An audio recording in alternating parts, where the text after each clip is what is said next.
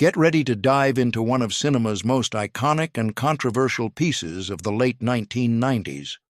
Fight Club is a movie that, over 2 decades after its release, still resonates with audiences who can't help but quote lines about soap, IKEA, and the anarchic charisma of Tyler Durden. This film isn't just about brawling in basements or blowing up credit card buildings. It's a razor-sharp commentary on consumerism, identity, and the silent desperation creeping through modern life. If you've ever wondered why people react so strongly, some with near-religious devotion, others with outright disdain, there's plenty to discover behind the scenes. The project's unexpected origins, the unusual casting journeys, and the weird little production quirks helped mold Fight Club into a cinematic Molotov cocktail that blasts away social niceties. So settle in and let's step into the ring of chaos, where chipped teeth, subliminal film frames, and rebellious stunts all converge to create a cult phenomenon that refuses to be ignored. It's time to explore 30 fascinating facts and anecdotes about Fight Club, a film that continues to ignite debates and spark conspiracies, pushing viewers to question what truly makes them feel alive. Chuck Palahniuk's bruised epiphany. It all began when Chuck Palahniuk, who would eventually pen the 1996 novel Fight Club, went on a camping trip. What was supposed to be a quiet getaway turned into something far more hostile. A disagreement with nearby campers over loud music escalated into an actual brawl, leaving Palahniuk bruised and battered. When he returned to work, instead of bombarding him with questions or sympathy, his co-workers basically averted their eyes and pretended nothing had happened. That moment, bizarre and unsettling, sparked a revelation. If you look damaged enough, society tends to steer clear. The notion took root in his mind. Perhaps people crave ways to drop their polite facades and embrace a raw, visceral connection, whether through physical altercations or other forms of socially unacceptable honesty. That incident, simultaneously tragic and strangely comedic, planted the seeds for the book that would morph into David Fincher's cinematic exploration of violence, identity, and anti-consumerist rage. A swift journey from page to screen, film adaptations often languish in so-called development hell for years, sometimes decades. In Palahniuk's case, however, fate, and Fox 2000, had a different plan. Even before the Fight Club novel was officially published, Fox 2000 optioned the rights. That's an astonishingly quick turnaround for a piece of literature that wasn't even on shelves yet. Once David Fincher was announced as director in 1997, the momentum only sped up. This creative synergy between a boundary-pushing novel and a studio willing to take risks was a perfect storm. Although the final film would face skepticism and controversy, nobody at Fox 2000 seemed to anticipate just how explosive the project would become. Or maybe they did. Perhaps that was the very reason they fast-tracked it. Either way, it's a prime example of how lightning can strike quickly in Hollywood when the right blend of edgy content and visionary leadership aligns. Peter Jackson's near involvement. The fact that Peter Jackson was the first director approached might be one of the biggest what-if scenarios in modern cinema. Known at that time for horror comedy and offbeat projects, Jackson had just finished The Frighteners, 1996. Fox, eager to work with a director capable of blending dark comedy and horror elements, made an offer. But Jackson was busy, and scheduling conflicts got in the way. Enter David Fincher, who was admittedly hesitant to work with Fox again after the notoriously troubled production of Alien 3. Producer Laura Ziskin, however, delivered a pitch that reassured him he'd have more creative freedom this time around. Had Jackson said yes, would Fight Club have the same gritty aesthetic and psychological tension that Fincher brought? The mere thought of Fight Club with a Jackson flair might amuse fans, but it's hard to picture anything other than the tense, stylized mania that Fincher ultimately delivered. Casting a different Tyler Durden? Brad Pitt is so indelibly linked to Tyler Durden that it's almost heresy to imagine anyone else in that role, but the initial wish list at Fox reportedly put Russell Crowe at the top. This was around the time Crowe's intense performances in films like L.A. Confidential were turning heads. Meanwhile, potential contenders for the nameless narrator ranged from Matt Damon to Sean Penn.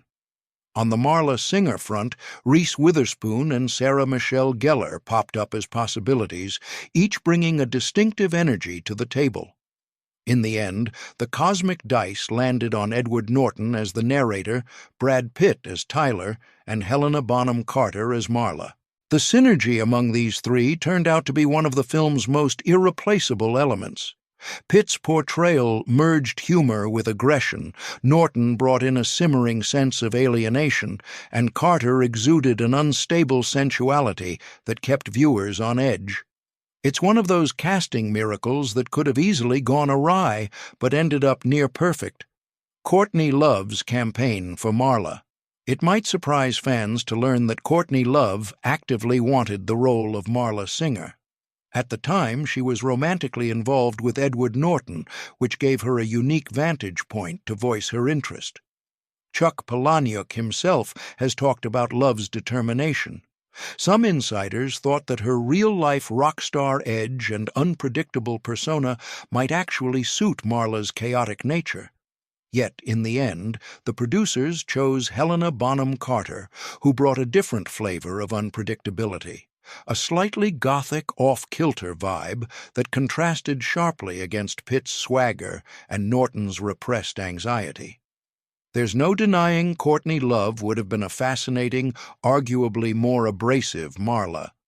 But Carter's performance remains captivating and layered, a mesmerizing cocktail of desperation, snark, and vulnerability that's become iconic in its own right.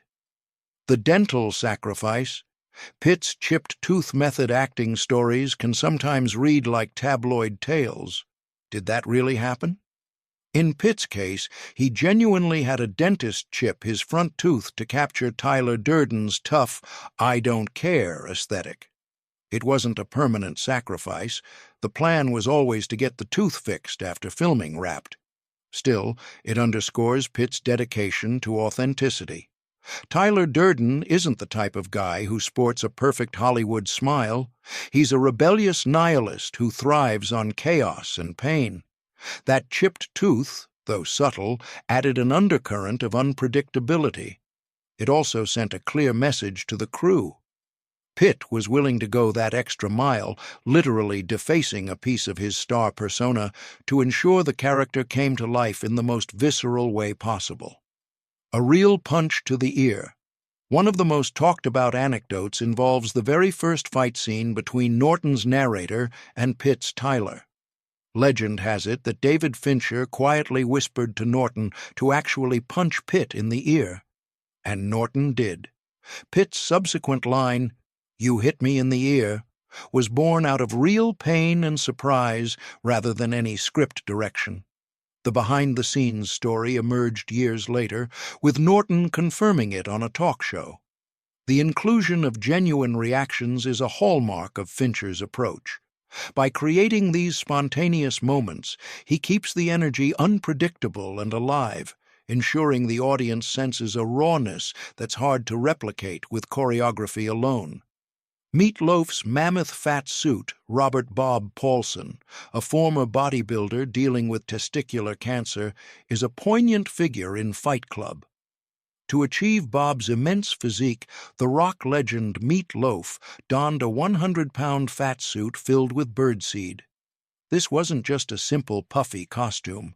The birdseed weighted it in such a way that the suit would sag realistically, capturing the physical toll Bob's condition and medication had on him.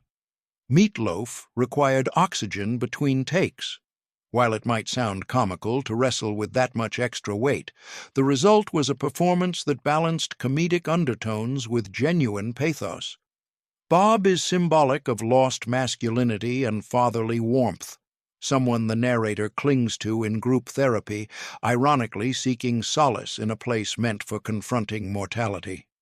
Helena Bonham Carter's smoking ordeal Marla Singer might chain smoke with the best of them, but Helena Bonham Carter paid a steep price for those cinematic cigarettes. She developed bronchitis during production, necessitating an X-ray. David Fincher's penchant for multiple takes meant Carter had to inhale and exhale smoke repeatedly, which clearly took a toll on her lungs. The irony that Marla is a self-destructive character who thrives on existential dread isn't lost on fans. Carter's real-life health scare underscores how immersive Fight Club was for its actors. The film's visual palette demanded authenticity, which sometimes translated into physically taxing experiences on set. The Starbucks Cup conspiracy.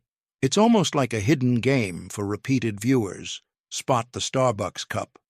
David Fincher, with Starbucks OK, placed the brand's cups in scene after scene. Sometimes you see them lurking on a table or a counter, other times they're nestled in the background. It serves as a tongue-in-cheek commentary on the omnipresence of consumer culture, showing how even the grimiest corners of urban life can't escape corporate branding. Starbucks drew the line at having one of its shops destroyed on film. But aside from that, the brand was surprisingly game. The proliferation of those cups is part of what makes Fight Club so visually layered. Each watch-through reveals new details that speak to the movie's relentless critique of consumerism. Single-frame Tyler cameos. Before Tyler Durden ever meets the narrator face-to-face, he materializes in subliminal single-frame flashes. These blink-and-you'll-miss-it appearances are nods to Tyler's job as a projectionist who splices adult images into family films. It's Fincher's way of indicating Tyler's infiltration into the narrator's subconscious long before the story properly acknowledges him. Most first-time viewers miss these micro-cameos, but repeat watchers love catching them. It's also an inventive bit of foreshadowing that aligns perfectly with the film's theme. Tyler is there all along, meddling with reality in ways both big and small. Piracy Warning Twist, the original Fight Club DVD, replaced the standard FBI warning screen with a 1-second Tyler Durden message instructing viewers to take control and destroy something beautiful.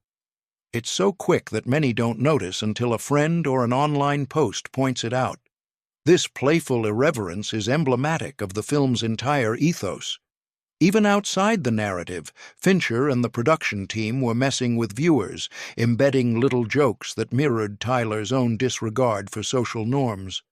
Many fans view this quirk as yet another piece of evidence that Fight Club doesn't just ask for your attention, it demands your complicity in its mischief.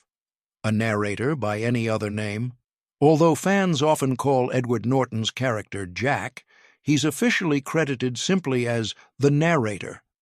The confusion stems from lines referencing old Reader's Digest articles on organs like "I am Jack's complete lack of surprise."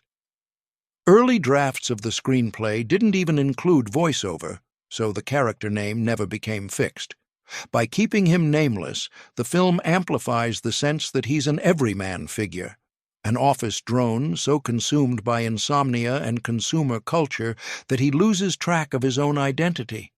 This anonymity also heightens the impact of the story's central twist, making it easier to see how a single mind could fracture under the weight of monotony and disillusionment. Studying UFC for makeup realism, Julie Pierce, the film's makeup artist, decided that standard Hollywood fight makeup wouldn't cut it for Fight Club. To give the bruises and swelling a genuinely painful look, she immersed herself in watching Ultimate Fighting Championship bouts. Instead of a neat cut and a little stage blood, we see puffy eyes, dark purple bruises, and scabs at various stages of healing. It's uncomfortable and absolutely effective. The audience feels every punch, drawn deeper into the raw brutality that ironically liberates the characters. This visual authenticity further underlines the film's perspective on violence. It's not glamorous, it's messy, and it has real consequences, emotionally and physically. The ritual of soap making. Though the characters talk about soap as a cleansing agent, Tyler and the narrator use it for much more nefarious means. In preparation for these scenes, both Brad Pitt and Edward Norton took classes on how to make soap the old-fashioned way, ensuring that their on-camera actions looked credible.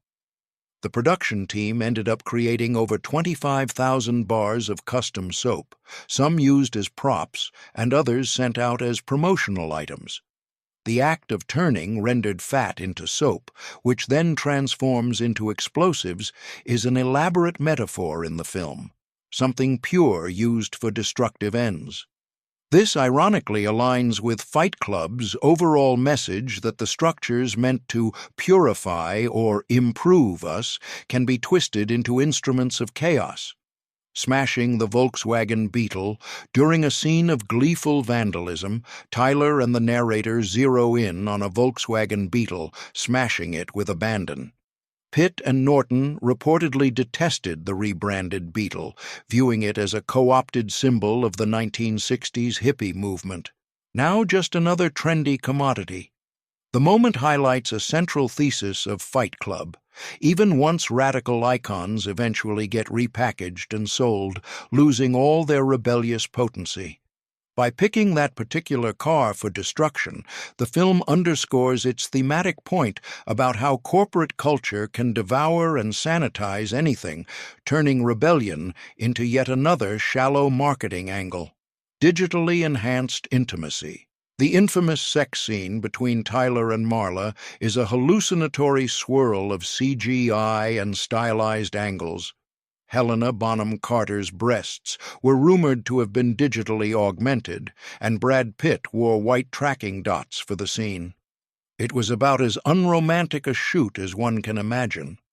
Carter has quipped that it was more like a bizarre, almost tech-driven procedure than an intimate moment. Yet, the final product on screen suggests an otherworldly, primal connection. The use of CGI underscores Fincher's meticulous control over every frame. Even in an intimate sequence, nothing is left to chance.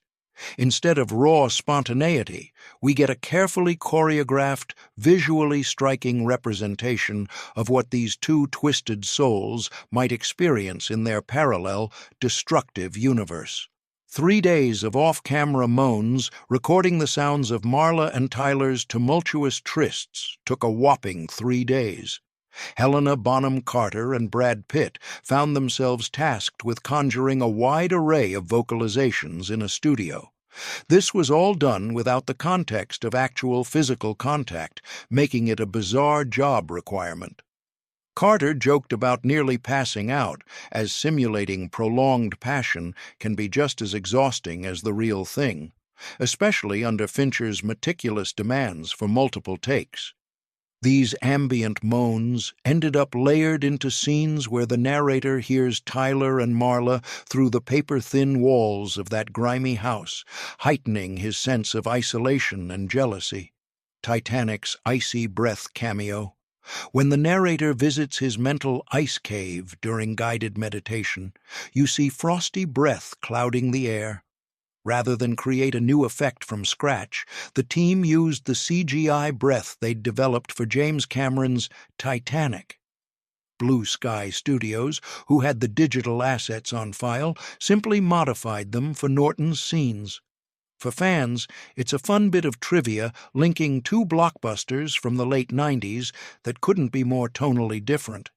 Where Titanic offered a grand romantic epic, Fight Club gave viewers an anti-consumerist, psychologically twisted ride. Still, both films share an attention to detail that extends to every exhalation. Stuntman's relentless stairfall. In the scene where Tyler shoves the narrator down a flight of stairs, a stuntman had to take that tumble repeatedly, some say up to a dozen times, to capture every angle David Fincher wanted. Even though they shot multiple takes, Fincher ended up using the very first one in the final cut. According to rumors circulated on social media, the stuntman was proudest of that initial fall, citing its raw spontaneity. It's emblematic of Fincher's approach. Shoot extensively, then pick the moment that feels the most authentic. The final sequence looks brutal, and that's because there was indeed a real, gravity-fed collision captured on film over and over. Shared pain as a clue.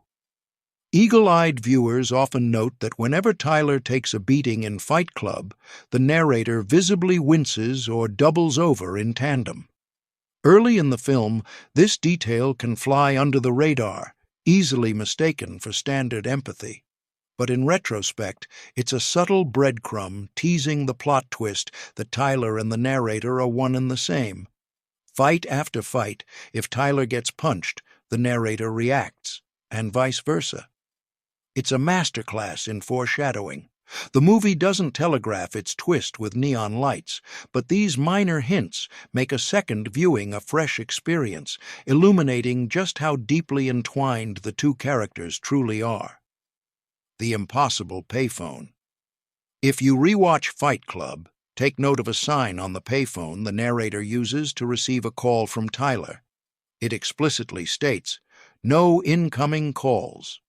So, how does Tyler manage to call him there? Fans on Reddit pointed out this Easter egg, and it's a brilliant bit of reality bending. It further cements the idea that Tyler isn't physically calling from the outside world, he exists in the narrator's mind. On a first viewing, it might just seem like another eccentric detail, but once you know the twist, you see it as another layer of the film's cunning puzzle, messing with the audience's sense of what's real. Palahniuk's changing opinion. Chuck Palahniuk was originally neither thrilled nor outraged by the adaptation. He was somewhat ambivalent. Over time, however, he came to appreciate David Fincher's streamlined vision, even stating that he preferred it over his own novel. This is a rarity in Hollywood, where authors often lament how filmmakers stray from the source material. Palahniuk commended how the film sharpened the narrative and dialed in on the core conflicts, stripping away some subplots that bogged down the text. For fans of both mediums, it's a relief to know that the author eventually saw Fincher's version as not just a faithful adaptation, but an enhanced one. An awkward Venice Film Festival premiere debuting Fight Club at the Venice International Film Festival on September 10, 1999, proved polarizing. The festival director famously walked out after one of Marla's crude lines, leaving Pitt, Norton, and the audience in stunned amusement. This incident foreshadowed the mixed critical reception the film would receive in its initial theatrical run. Some critics hailed it as a masterpiece of modern satire, while others slammed it as nihilistic glorification of violence. Pitt and Norton supposedly found the walkout somewhat comical, as if they'd expected the film's in-your-face tone to rattle at least a few highbrow sensibilities. Regardless, the Venice reaction epitomizes how Fight Club has always existed on a razor's edge between praise and condemnation. Box office disappointment, DVD triumph. With a budget of around $63 million, Fight Club earned roughly $100.9 million worldwide, only $37 million of that domestically. Fox considered it a financial letdown, especially given the star power of Pitt and Norton and the hype surrounding such an edgy project. But what happened next is a testament to the power of the home video market at the turn of the millennium. The film sold over 6 million DVDs by 2009, transforming it into a cult sensation. Viewers who missed or dismissed it in theaters discovered it later, hosting dorm room screenings and quoting lines about consumer identity. In that sense, Fight Club did an end run around traditional success metrics, showing that a movie could flop initially yet gain near-religious devotion afterward. Rosie O'Donnell's spoiler fiasco publicity is a tricky game. Rosie O'Donnell, apparently deeply disturbed by the film, decided to reveal the big twist on her talk show, urging viewers not to watch it. Brad Pitt and Edward Norton both publicly criticized her, lamenting that a crucial narrative surprise had been spoiled for countless potential audience members. The spoiler fiasco still stands as one of the more infamous talk show slip-ups. It illustrates how polarizing Fight Club was and continues to be. Some found it so problematic they felt compelled to sabotage it, while others championed its raw commentary on corporate culture, masculinity, and existential dread. Pitt's mooning arrest. Rumors abound that Brad Pitt was briefly arrested during the shoot for mooning the Los Angeles freeway, allegedly in character as Tyler Durden. While specifics remain unconfirmed, multiple social media threads and Reddit posts bring it up as an example of Pitt leaning into Tyler's freewheeling spirit. Whether or not it was genuine method acting or just an impulsive joke, the story, true or exaggerated, fits perfectly with the chaotic aura surrounding the film's production. After all, Fight Club is about rejecting normal boundaries and shamelessly flaunting transgressions, so perhaps it's only fitting that the lead actor found himself in some mischief off-camera. Sloppy makeup by design, Marla Singer's aesthetic is a hodgepodge of unkempt hair, smoky smudged eyes, and tattered clothing. One detail that amplifies her disarray is the fact that Helena Bonham Carter's makeup was purposely applied by a left-handed artist when the artist was right-handed. The goal was to create that uneven, slightly messed-up look that perfectly embodies Marla's mindset. Carter confirmed that approach, explaining how they wanted to avoid the typical Hollywood rough style that still looks glamorous. Instead, Marla's makeup suggests someone who's too engrossed in her existential crises to check if her eyeliner is symmetrical. It's a tiny detail, but it resonates on screen, reinforcing how every design choice in Fight Club serves a larger thematic purpose. The proposed musical adaptation around the film's 10th anniversary, there was a whisper circulating that David Fincher, Chuck Palahniuk, and Trent Reznor of Nine Inch Nails fame were discussing a musical adaptation of Fight Club. Imagine the basement brawls reimagined with industrial rock anthems, or Tyler Durden's monologues turned into edgy solos. Although this project remains in the realm of speculation and partially developed ideas, fans still like to dream about what a Fight Club musical could look like on stage. The notion underscores just how deeply the story continues to captivate.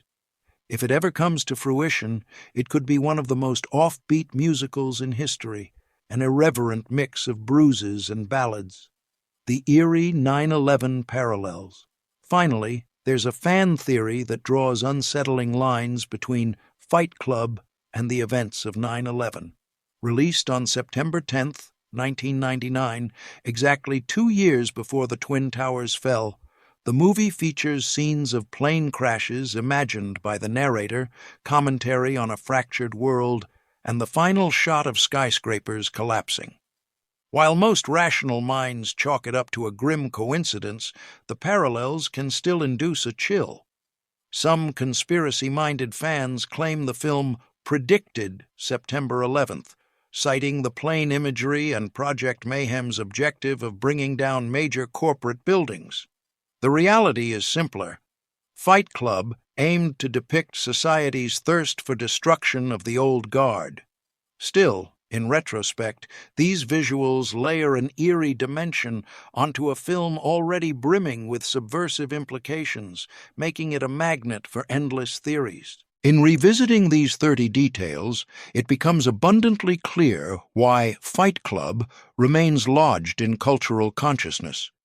What started as one man's bruised weekend evolved into a global conversation piece, urging viewers to question the illusions and branding that so thoroughly envelop our lives.